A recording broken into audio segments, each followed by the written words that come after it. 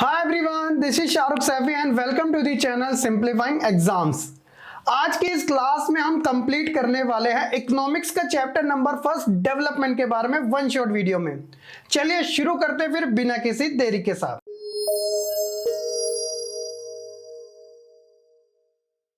तो सबसे पहले बच्चों, अगर सिंपल टर्म्स में अगर हम इस वर्ड के बारे में जाने तो जनरली हम डेली लाइफ में इसे यूज करते ही रहते हैं। डेवलपमेंट को एक पॉजिटिव वे में लिया जाता है। देखिए, पूरे वर्ल्ड के अंदर 190 से ज्यादा कंट्री है और हर एक कंट्री का एक कॉमन गोल है जो कि है डेवलपमेंट। सवाल यहां पर है कि किस चीज का डेवलपमेंट। तो देखिए, एजुकेशन का, हेल्थ सिस्टम का, पॉल्यूशन फ्री एनवायरनमेंट का, एम्प्लॉयमेंट का, ये सभी चीजों का डेवलपमेंट हम चाहते हैं, है ना। सो क्या बात की गई है, development is defined as a situation in which all the aspiration of the people get fulfil. यानी कि लोगों की जो बेसिक चीजें है अगर वो कंप्लीट हो जाए तो वो उनकी नजर में डेवलपमेंट है। एक फिल्म आई थी रोटी कपड़ा मकान, क्या मतलब है इसका? डेवलपमेंट। अगर ये सारी चीजें हैं तो इंसान अच्छे तरीके से अपनी लाइफ को सरवाइव कर सकता है। अब बस फर्क सिर्फ इतना है कि जो हमारे रिसोर्सेज है ना, उनका डिस्ट्रीब्यूशन पूरे वर्ल्ड के अंदर अनइक्वल तरीके से हुआ है और इन्हीं की वजह से ये जो डेवलपमेंट की रेस है ना, वो एक डेवलप कंट्री में, डेवलपिंग कंट्री में और अंडर डेवलप कंट्री में डिवाइड हो चुकी है। वो सभी टर्म्स को बच्चों आने वाले टॉपिक्स में हम बात करेंगे। तो एक बेसिक तरीके से तो डेवलपमेंट का मीनिंग हो जाता है ये। इसके अलावा भी कुछ अदर गोल्स होते हैं, जैसे एग्जाम्पल के तौर पर रेगुलर एम्प्लॉयमेंट हो, हायर आउटपुट हो, हायर इनकम हो, इक्वल डिस्ट्रीब्यूशन ऑफ इनकम हो, इक्वल ट्रीटमेंट हो, freedom, security, dignified life, respect from other. ये सभी आप कह सकते हो कि डेवलपमेंट के गोल्स होते हैं। तो ये तो यहां तक आपको अच्छे से समझ आ ही चुका है। अब मेन बात करते हैं टॉपिक की, व्हाट डेवलपमेंट प्रोमिसेस। ये जो डेवलपमेंट है वो क्या प्रोमिसेस करता है डिफरेंट पीपल्स को लेकर, उनकी डिफरेंट चॉइसेस को लेकर। तो देखिए क्या बात की गई है, different people have different development goals, जैसे कि हमने बात करी थी, है ना। What may be development for one may not be for other, it may be destructive for other. देखिए सिंपल सा वर्ड है, मैं आपको एक एग्जांपल से समझाने की कोशिश करता हूं। कोई एक चीज किसी पर्सन के लिए डेवलपमेंट हो सकती है और वही चीज किसी सेकंड पर्सन के लिए डिस्ट्रक्टिव भी साबित हो सकती है। वो कैसे?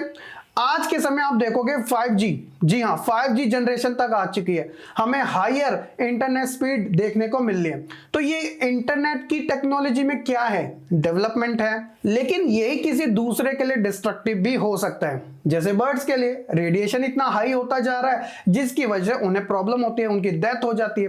अब आप बताइएगा कि किसके लिए डेवलपमेंट और किसके लिए डिस्ट्रक्टिव।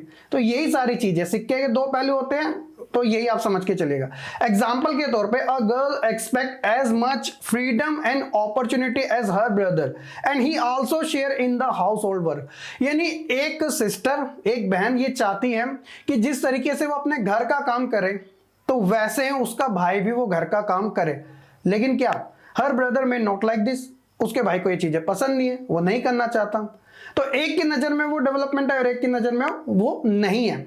उसी तरह टू गेट इलेक्ट्रिसिटी, अगर आप बिजली चाहते हो, इंडस्ट्रियलिस्ट जो होते हैं मे वांट मोर डैम्स, तो ज्यादा से ज्यादा डैम्स बनाना चाहते हैं जिससे कि इलेक्ट्रिसिटी जनरेट हो और उनका काम अच्छे से चल सके, क्योंकि इंडस्ट्री तो चलती पूरी एक तरीके से इलेक्ट्रिसिटी पे है ना। लेकिन इसका जो इम्पैक्ट है वो किसी और पर गलत तरीके से पड़ सकता है, स्पेशली वो जने जो कि ट्राइबल्स कहलाते हैं। ट्राइबल्स लोग वो होते हैं जो खास तौर पर आप कह सकते हो कि जो फॉरेस्ट होते हैं उनका वो फर्स्ट प्रायोरिटी वाला चॉइस होती है रहने की, तो उनसे वो बुरे तरीके से अफेक्ट हो सकते हैं। तो ये चीजें आपको यही बताने की कोशिश कर रही है कि डेवलपमेंट किसी के लिए भी हो सकता है, लेकिन उसका जो इम्पैक्ट है वो अलग अलग हो सकता है। लोगों की चॉइस भी तो अलग है, ये सबसे बड़ा मेन हमारा पॉइंट है ना। हो कि यहां तक तो आप चीजें समझ चुके होंगे। बात कर लेते हैं इनकम के अलावा अदर गोल्स की भी, है ना। सारी चीजें इनकम पे आके तो नहीं टिकती, कुछ ऐसी भी चीजें है जो लोगों को रिक्वायरमेंट होती है। जैसे एग्जाम्पल के तौर पर, people prefer to earn more income for fulfilling their daily requirement of life. अब भला कौन नहीं चाहता कि वो ज्यादा से ज्यादा पैसा कमाए? और वो क्यों कमाना चाहता है पैसा? क्योंकि वो ज्यादा से ज्यादा रिसोर्सेज को अपने पास ले सके। अब जो सेलिब्रिटी लोग होते हैं वो रिस्ट वॉच भी करोड़ों रुपए की पहनते हैं, और वही 1 करोड़ रुपए भी एक मिडिल क्लास फैमिली को मिल जाए तो उनके लिए कितनी बड़ी बात है। आप समझने की कोशिश कर रहे हो। कंपनीज प्रोवाइड मटेरियल थिंग्स, अब कंपनी क्या करते हैं, मटेरियल थिंग्स प्रोवाइड करवाती है, मतलब अर्निंग, हम उनके लिए काम करते हैं, हमें वो सैलरी देते हैं। But people also want non material thing like freedom, security, respect from other, है ना, ये सारी चीजें भी तो रिक्वायरमेंट होते हैं। आप अमीर हो लेकिन आपकी कोई रिस्पेक्ट नहीं कर रहा, ये कैसा अमीर हुआ, है ना। आप अमीर हो लेकिन आपको जान को खतरा है, कभी भी आपके साथ कुछ हो सकता है, आपकी कोई सिक्योरिटी नहीं है, तो ये चीजें कहीं ना कहीं अनबैलेंस हो जाती है। तो इसलिए लोग ना इनकम के अलावा भी अदर चीज को प्रेफर करते हैं। If you get a job in a far of place, अगर आपको कोई नौकरी मिलती है बहुत ज्यादा दूर आपके घर से, before accepting it you would try to consider many factor apart from income. तो जब हमें कभी जॉब दूर की मिलती है तो हम बहुत सारी चीजों के ऊपर ध्यान देते हैं, जैसे such as a facility from your family, working atmosphere, opportunity to learn, ये सारी चीजें मैटर करती नहीं करती, ऑब्वियसली करती है। तो इसलिए बच्चों हमें वन वे तो बिल्कुल नहीं सोचना, आउट ऑफ द बॉक्स सोचना पड़ेगा, इसलिए ठीक है। इसके अलावा some companies provide less salary but offer regular employment which enhance sense of security. कुछ ऐसी कंपनी होती है जो कि आपको सैलरी तो कम देती है लेकिन सिक्योरिटी के मामले में वो काफी ज्यादा अच्छी होती है। ऑन द अदर साइड दूसरी भी चीज देखिए, in other case some company provide high salary but no job security, कि भैया आपकी 1 लाख पर मंथ सैलरी है, 3 महीने बाद आपको फायर कर दिया गया, जॉब सिक्योरिटी नहीं है। कुछ ऐसी होती है कि चलो 10,000 है या 15,000 है लेकिन लॉन्ग टर्म के लिए, जैसे सरकारी नौकरी होती है, लोग ज्यादा सरकारी नौकरी के पीछे क्यों जाते हैं, क्योंकि वो जॉब सिक्योरिटी देखते हैं। अगर 15,000 है ना तो 60 साल तक उसे 15,000 बढ़ती रहेगी। लेकिन प्राइवेट में एक ऐसा वो माना जाता है कि वो कभी भी हमें फायर कर सकता है, और ऐसा हमने कोविड-19 के टाइम पर भी देखा था। तो ये थोड़ा बहुत आप कह सकते हो कि ये चीजें अप एंड डाउन हमें देखने को मिलते हैं। For development people look at mix of goal, तो जब डेवलपमेंट की बात आती है तो कोई एक चीज नहीं सोचता, मिक्स ऑफ गोल होते हैं, अदर चीजें होती है, ठीक है। तो इससे ये साबित होता है development goals that mean people are not only about better income but also about other important things, चाहे वो फ्रीडम हो, रिस्पेक्ट हो या फिर जॉब सिक्योरिटी जैसी चीजें क्यों ना हो। तो इसलिए आप भी एक चीज के ऊपर नहीं टिकोगे, अलग अलग चीजें आपके लिए काफी मैटर भी करती है। तो ये तो था हमारा इनकम एंड अदर गोल से रिलेटेड टॉपिक, होप्स हो कि आपको अच्छे से समझ भी आ चुका होगा। आगे बात करेंगे हम नेशनल डेवलपमेंट की। सवाल यहां पर है कि अब ये नेशनल डेवलपमेंट क्या होता है। देखिए नेशनल डेवलपमेंट यानी देश का विकास, और देश का विकास कैसे होगा, जब उसके नागरिकों का विकास होगा। और ये जो लोगों का जो विकास है वो किन चीजों के ऊपर डिपेंड करता है, वो करता है स्टैंडर्ड ऑफ लिविंग, यानी कि एक देश के अंदर उस देश के नागरिक किस तरीके से रह रहे हैं, वो काफी ज्यादा मैटर करता है। अब यहाँ पे 3 टर्म्स यूज होती है, एक होती है डेवलप कंट्री, डेवलपिंग कंट्री और अंडर डेवलप कंट्री। इन तीनों के अंदर स्टैंडर्ड ऑफ लिविंग देखा जाता है और इन्हें कैटेगरी में डिवाइड कर दिया जाता है। और ये स्टैंडर्ड ऑफ लिविंग किन चीजों के ऊपर डिपेंड करता है, देखिए per capita income, gross domestic production यानी कि जीडीपी, लिटरेसी रेट और साथ ही हेल्थ केयर सिस्टम, ये सारी चीजें स्टैंडर्ड ऑफ लिविंग में गिनी जाती है। एम्प्लॉयमेंट भी आप इसके अंदर काउंट कर सकते हो। अब यहां पर बात आती है how to compare different countries और अ स्टेट। अभी हमने स्टैंडर्ड ऑफ लिविंग के बारे में अच्छे से समझा था, है ना। अब इन्हीं के बिहाफ पे हम किसी भी कंट्री को जो 3 टर्म्स में डिवाइडेड है उसे रैंक देते हैं। डेवलप जो कि ऑलरेडी डेवलप हो चुकी है, जहां पे स्टैंडर्ड ऑफ लिविंग काफी ज्यादा अच्छा है, वहां की लिटरेसी रेट आपको अच्छी मिलेगी, वहां पे जॉब सिक्योरिटी ज्यादा देखने को मिलेगी, ऊपर से हेल्थ सिस्टम काफी अच्छा होगा और पर कैपिटा इनकम भी ज्यादा होगी। डेवलपिंग कंट्री जो कि सभी चीजों में एवरेज मानी जाएगी, ना ज्यादा ना कम। जो अंडर डेवलप है वो बहुत ही कम मानी जाएगी। तो सबसे ज्यादा मेजरमेंट के लिए जो चीज ली जाती है वो होती है पर कैपिटा इनकम। अब सवाल यहां पर आता है कि ये पर कैपिटा इनकम क्या होती है, आइए इसे समझने की कोशिश करते हैं। तो सवाल है पर कैपिटा इनकम पे, तो the per capita income of a country is a average income. आप इसे एवरेज इनकम के नाम से भी जान सकते हैं। एग्जाम में अगर पर कैपिटा की जगह एवरेज है तो कंफ्यूज मत होना। That refer to total income per person of a country, ठीक है। तो एक व्यक्ति की एक देश के अंदर कितनी आय है ये डिसाइड करता है प्रति व्यक्ति आय, यानी कि पर capita income. It calculated by dividing the total income of a country bye it's total population, ये इसका फॉर्मूला है, ठीक है। टोटल इनकम ऑफ एरिया और अपॉन में रखोगे आप टोटल पॉपुलेशन को, तो इससे हम कैलकुलेट करके किसी भी कंट्री की आप कह सकते हो पर कैपिटा इनकम निकाल सकते हैं। The per capita income concept was started to be used as the measure of development because of standard of living of a person is dependent upon what he earns। ठीक है, तो ये इन चीजों की वजह से पर कैपिटा इनकम को मेजरमेंट के लिए रखा गया था, और जो सही भी माना जाता है, बिल्कुल एब्सोल्युटली ठीक है। हम नेशनल इनकम को इसलिए नहीं लेते, अभी वो उसका कॉन्सेप्ट आएगा। The country which higher per capita income, जिस देश की पर कैपिटा इनकम हायर होती है तो आप कह सकते हो कि वो ज्यादा डेवलप माने जाते हैं, और जिन कंट्रीज की पर कैपिटा इनकम कम होती है तो वो थोड़ा नीचे माने जाते हैं। We can not take national income to compare different country because each country has a different population, क्योंकि वर्ल्ड के अंदर चाइना, इंडिया, यूएसए ये टॉप 3 कंट्री है पॉपुलेशन में। अगर हम इनके पॉपुलेशन के हिसाब से नेशनल इनकम को कंसिडर कर ले तो कहीं ना कहीं अनइक्वल चीजें हो जाएगी, इसलिए हम किसी भी कंट्री को मेजर करने के लिए पर कैपिटा इनकम का यूज करते हैं। यहां तक आपको चीजें क्लियर है? चलो अच्छी बात है। आगे हम बात करते हैं एक डेटा के अकॉर्डिंग, आपको और अच्छे से ये कॉन्सेप्ट क्लियर होगा। ये जो डेटा है वो आपकी एनसीईआरटी बुक में 2019 के अकॉर्डिंग बताया गया वर्ल्ड डेवलपमेंट रिपोर्ट को लेकर। यहां पर आपको वही है कि पर कैपिटा इनकम बताई गई है, और उससे आप आइडिया लगा सकते हो कि कोई कंट्री कितना ऊपर है, कोई कंट्री कितना नीचे।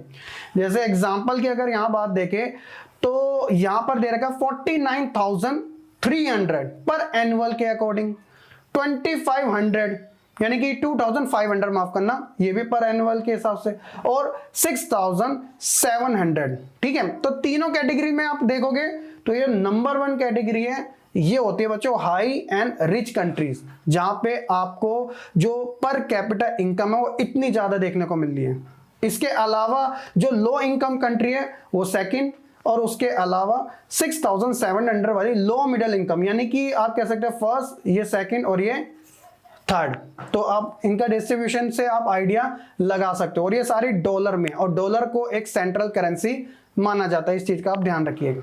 आगे बात करते हैं इनकम और अदर क्राइटेरिया को लेकर। देखिए, people not only think of better income, हर व्यक्ति ये नहीं सोचता कि सिर्फ उसकी इनकम ही ज्यादा हो, इसके अलावा भी उसके लिए अदर चीज मैटर करती है। एग्जांपल के तौर पे चाहे वो सिक्योरिटी हो, रिस्पेक्ट फॉर अदर हो, या फिर इक्वल ट्रीटमेंट एंड फ्रीडम क्यों ना हो, ये चीजें भी उसके लिए काफी ज्यादा मैटर करती है। ठीक है, अब यहां पर आप इस टेबल को देखिएगा, इससे आपको पर कैपिटा इनकम के बारे में पता चलेगा, और जो मैंने आपको बताया था ना कि हर किसी इंसान की लाइफ में सिर्फ पैसा ही जरूरी नहीं आता, कुछ अदर चीजें भी होती है। आपको टेबल 1 और टेबल 2 से कॉन्सेप्ट भी क्लियर हो जाएगा। जैसे टेबल 1 के अंदर आपको पर कैपिटा इनकम 2018-19 का डेटा प्रोवाइड करवाया गया, तो इसमें क्या बात की गई है, बेसिकली हरियाणा, केरला और बिहार तीनों इंडिया के स्टेट है। यहां पे बताया गया है यहां की जो पर कैपिटा इनकम थी वो कैसी कैसी है। जैसे हरियाणा की सबसे ज्यादा है, पर कैपिटा इनकम आपको देखने को मिलेगी 2,36,000 के आसपास, और जबकि केरला की थोड़ी इतनी ज्यादा कम नहीं है, लेकिन 2,04,000 के आसपास है। और जब बिहार की बात आ रही है ना, वो देखिए कितना डाउन जा रहा है, ओनली 40,000 के आसपास। तो ये पर कैपिटा इनकम आपको देखने को मिल रही है 3 स्टेट की, डिफरेंट है तीनों में, हरियाणा पहले पे, केरला दूसरे पे, और बिहार तीसरे नंबर पे। अब यहां पे देखिए पब्लिक फैसिलिटीज के बारे में, और इसके बाद हम बात करेंगे कि इनकम के अलावा अदर फैक्टर कितने ज्यादा इंपॉर्टेंट होते हैं। अब पब्लिक फैसिलिटीज जो पब्लिक के लिए, facilities which are provided by the government consider as a public facility, मतलब वो सभी चीजें जो गवर्नमेंट के थ्रू हमें प्रोवाइड करवाई जा रही है। वो क्या क्या चीजें हो सकती है जो सभी के लिए ओपन होती है? कॉलेजेस है, हॉस्पिटल है, कम्युनिटी हॉल्स है, ट्रांसपोर्ट, इलेक्ट्रिसिटी, पार्क्स हो गए, सेफ ड्रिंकिंग वाटर, ये सारी चीजें पब्लिक फैसिलिटी में काउंट की जाती है। अब Haryana has a more income than the average person in Kerala, but Kerala has a low infant mortality rate because of the better public system. आप इस कॉन्सेप्ट को समझने की आपको ये कॉन्सेप्ट समझ आया है? अभी आपको टेबल दिखाऊंगा, आपको और अच्छे से समझ आ जाएगा। Public distribution system which provide health and nutrition status of the state, तो इसमें आप देखिएगा ये रहा टेबल, ये टेबल 1 का था, जिसमें हरियाणा फर्स्ट पोजीशन पे है, केरला सेकंड पर है, और बिहार थर्ड पर है। लेकिन जब बात आती है बच्चों टेबल नंबर 2 की, तो यहां पे जो सिनेरियो वो अब चेंज हो जाता है। अब वो कैसे होता है देखिए, हरियाणा में इन्फेंट मोर्टेलिटी रेट कितना है? 30, 2018 का डेटा है। केरला में देखिए कितना है, बहुत ही कम, 7, और बिहार में जबकि 32। कहने का मतलब इन्फेंट मोर्टेलिटी रेट ये होता है कि पर ईयर के अंदर 1000 जो बच्चों ने जन्म लिया, जिसमें से 1000 में से 1 साल अपना कंप्लीट भी नहीं किया, उन बच्चों की डेथ होगी। तो ये किसी भी स्टेट के लिए, कंट्री के लिए ठीक नहीं होता। तो अब यहाँ पे हरियाणा में देखिए 1000 में से 30 बच्चों की डेथ हो जाती है, और जबकि बिहार में तो उससे भी ज्यादा 32, लेकिन केरला का एवरेज देखोगे तो 7 है। तो वहां का जो हेल्थ सिस्टम है कितना ठीक है। अभी पर कैपिटा इनकम में हरियाणा ज्यादा था, लेकिन जब बात आई इन्फेंट मोर्टेलिटी रेट को लेकर तो हरियाणा काफी पीछे हो गया केरला से, है ना। फैक्टर किसी एक चीज के ऊपर डिपेंड नहीं है, डेवलपमेंट कभी एक चीज के ऊपर डिपेंड करता ही नहीं है, बहुत अलग अलग उसके गोल्स होते हैं, है ना। अब बात कर लेते हैं लिटरेसी रेट की कि कितने लोग पढ़े लिखे हैं किस स्टेट के अंदर। अब 2017-18 के डेटा के अकॉर्डिंग हरियाणा के अंदर 82% है लिटरेसी रेट। अब आप केरला का देखिएगा, केरला देखिए कितने आगे जा रहा है, 94% है, और ये केरला पूरे इंडिया के अंदर नंबर 1 है वैसे भी। जबकि बिहार देखिए कितना डाउन है, 62% ओनली। नेट अटेंडेंस रेशियो, यानी कि यहाँ पे सेकेंडरी स्टेज लीजिएगा 14 से 15 साल वाले बच्चों की कि वो स्कूल कितने एज तक अटेंड कर पा रहे हैं, ये पर 100 से लिया गया है। हरियाणा में 61 है, बिहार में 43 है और नीचे, लेकिन फिर वही बात केरला में देखिए कितना है, 83 के आसपास, है ना। तो इससे आपको ये आइडिया मिलता है कि डेवलपमेंट का कॉन्सेप्ट कोई एक नहीं है, डिफरेंट टाइप का है। अब इसमें इनकम भी मैटर करती है, लेकिन उसके अलावा इन्फेंट मोर्टेलिटी रेट हो या फिर लिटरेसी रेट हो या फिर नेट अटेंडेंस रेशियो क्यों ना हो, कोई किसी में ऊपर है तो कोई किसी में नीचे है। तो ओवरऑल डेवलपमेंट कुछ इस तरीके से हम मेजर करते हैं। होप सो आपको ये टेबल 1 और टेबल 2 के अकॉर्डिंग दोनों चीजें अच्छे से समझ आ चुकी है। आगे बात करते हैं पब्लिक फैसिलिटीज को लेकर। जैसे हमने स्टार्टिंग में बात करी थी कि वो सभी फैसिलिटीज जो कि आम लोगों के लिए सरकार के द्वारा दी जाती है। अब money in our pocket can not buy all the goods and services that we have may need to live well. जो हमारे पास पैसा, वो सभी चीजों से हम उसको खरीद तो नहीं सकते, इतना तो नहीं है। वी नीड पब्लिक फैसिलिटी, इसलिए हमें जरूरत होती है पब्लिक फैसिलिटीज की, because we are not able to purchase all the thing by the money. बड़ा सिंपल सा कॉन्सेप्ट है। We can not able to buy a pollution free environment with the help of the money. अब आप बताइए, दिल्ली जैसी जो city है कितनी पॉल्यूटेड मानी जाती है, और दिल्ली में कितने रिच पर्सन भी रहते हैं। क्या वो, देखो, अपने लिए वो फैसिलिटी क्रिएट कर सकते हैं, लेकिन क्या वो पॉल्यूशन फ्री एनवायरनमेंट ले सकते हैं? नहीं। उसके लिए तो गवर्नमेंट को कोई बड़ा स्टेप लेना ही पड़ेगा, जिसका जो असर है वो सभी लोगों पे पड़े कि हमें एक ऐसे एनवायरनमेंट मिले जो कि पॉल्यूशन फ्री हो। ये चीजें मैटर करते हैं। We can not able to protect our self from infectious diseases. अब कोविड-19 आया था ना, अब कितने अच्छे खासे जिनकी हेल्थ भी काफी अच्छी थी, उनकी भी हमें डेथ देखने को मिली। छोटे बच्चों से लेकर बड़े लोगों तक सब कोरोना की चपेट में आए, उनकी डेथ भी हुई। तो हम अपने लिए कोई ऐसी चीज नहीं ले, हाँ उनका हम इंतजाम कर सकते हैं, लेकिन हम इन चीजों को रोक नहीं सकते unless the whole of our community take preventive step. जब तक, जैसे हमने जैसी वैक्सीन बनाई, हमने प्रिवेंटिव स्टेप लिया वैक्सीन बना के, तो देखिए कोरोना बिल्कुल खत्म ही हो गया ऑलमोस्ट, है ना।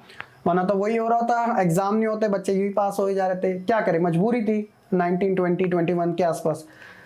खैर, ये सारी चीजें आपको पब्लिक फैसिलिटीज के बारे में बता रही है कि इनकम से हम अपने लिए फैसिलिटीज जनरेट कर सकते हैं, लेकिन वो चीजों को पूरा नहीं कर सकते जब तक कोई मेजर स्टेप नहीं लिया जाएगा जो सभी कम्युनिटीज के लिए हो। Actually for many of important things in life, the best way, also the cheapest way is to provide these goods and services collectively. ये सारी चीजें लोगों के पास अच्छी खासी क्वांटिटी में पहुंचा दीजिएगा, कभी भी ऐसी प्रॉब्लम नहीं आएगी।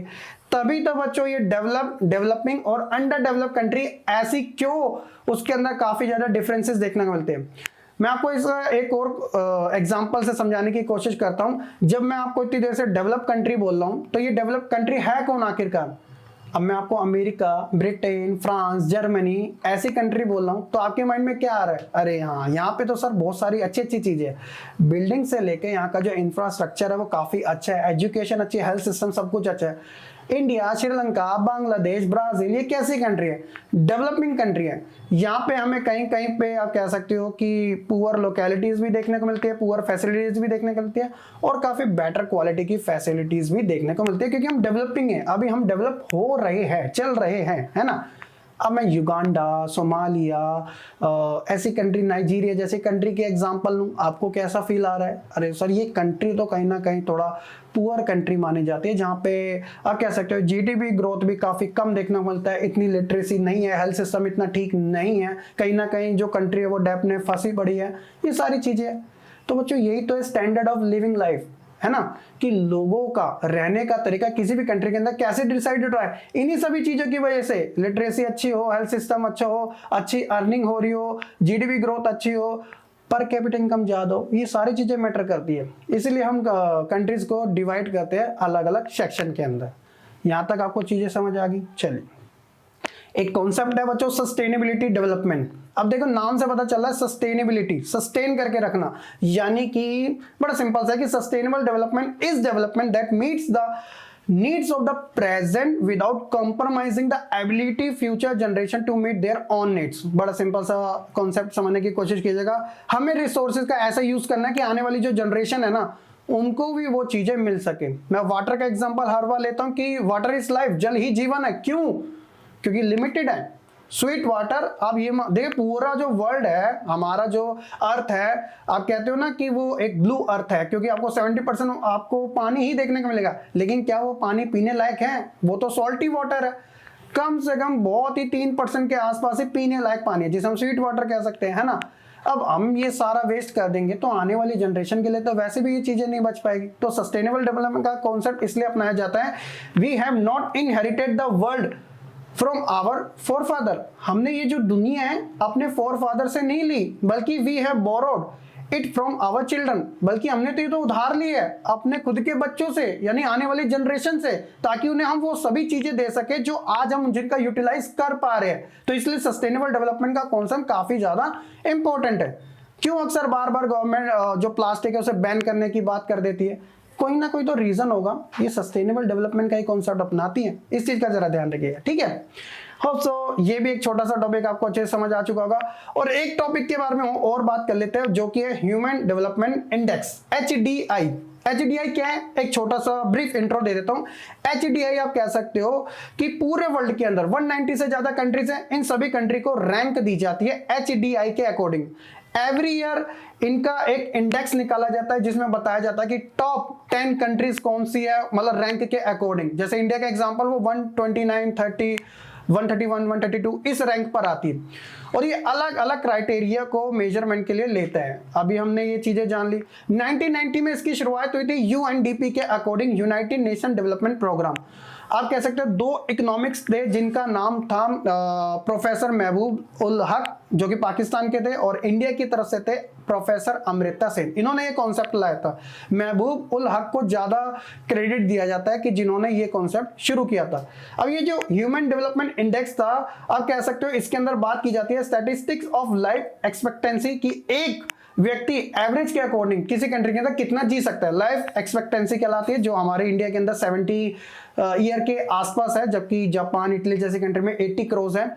एजुकेशन देखी जाती है इसमें, और पर कैपिटा इनकम देखी जाती है। ये सारे इंडिकेटर्स है किसी भी कंट्री को रैंक देने के लिए हैं, which are used to rank country in 4th year of human development. Rank है जो 4th ईयर में दी जाती है, ये है वेरी हाई, यानी वो कंट्री जहां पे सारा जो है वो काफी टॉप लेवल का है। उसके बाद हाई, देन मीडियम, और सबसे ज्यादा आप कह सकते हो लोअर, है ना। इनकी जो रैंक होती है वो 1 2 3 करके नहीं, पॉइंट्स दिए जाते हैं 0 पॉइंट से लेकर 1 तक, यानी 0.1, 0.2, 0.3 ऐसे करके लास्ट है 0.9 तक। 1.0 मान लीजिएगा, यहाँ पे गिवन है ऑलरेडी, है ना। तो इंडिया जो है आप कह सकते हो कि वो मीडियम और हाई इन 2 कैटेगरी के अंदर हमें देखने को मिलता है, जबकि नॉर्वे, ऑस्ट्रेलिया जैसी country always very high category के अंदर आती है। युगांडा, नाइजीरिया जैसी कंट्री, सोमालिया जैसी कंट्री, साउथ सुडान जैसी कंट्रीज वो लो ह्यूमन डेवलपमेंट के अंदर हमेशा देखने को मिलती है। अब इंडिया की रैंक 130 के आसपास आप देख लीजिएगा, इंडिया अभी भी कितना ज्यादा पीछे, यानी कि 130 देशों से, और जबकि पूरे वर्ल्ड में 190, 195 के आसपास देश है। तो आप इस चीज से आइडिया लगा सकते हो, ठीक है। सो ये था बच्चों हमारा ह्यूमन डेवलपमेंट के बारे में, और यही था हमारा एंड टॉपिक। और इसी टॉपिक के साथ डेवलपमेंट वाला जो चैप्टर है वो भी होता है हमारा कंप्लीट 1 शॉट के अंदर, सिंपल वे में, बिल्कुल टू द पॉइंट बात करके 1 शॉट रिवीजन में, ताकि जो भी एनसीईआरटी बुक में आपको टॉपिक्स दिए गए वो आपके टू द पॉइंट क्लियर हो सके। मैं ये उम्मीद करता हूं कि आपको ये वीडियो काफी अच्छे तरीके से समझ आ चुकी होगी। और अगर आपको ये वीडियो वाकई में पसंद आई है तो लाइक, कमेंट, शेयर करने के साथ चैनल को सब्सक्राइब करना बिल्कुल ना भूलिएगा, क्योंकि सिर्फ ये एक वीडियो नहीं है, अभी आपको इकोनॉमिक्स की सारी वन शॉट वीडियो देखने को मिलेगी ताकि आपके एग्जाम अच्छे जा सके। देन उसके बाद हम पॉलिटी, हिस्ट्री, जियो सभी के बारे में वन शॉट वीडियो लेके आएंगे। क्यों आप टेंशन ले रहे हो, हम ऑलवेज आपके साथ हैं। सो वीडियो को जल्दी से लाइक कमेंट शेयर कीजिएगा और चैनल पे नहीं है तो सब्सक्राइब करना बिल्कुल ना भूलिएगा। मिलते हैं नेक्स्ट वीडियो में, तब तक के लिए सभी बच्चे खुश रहे, पढ़ते रहे और ऐसे ही आगे बढ़ते रहे।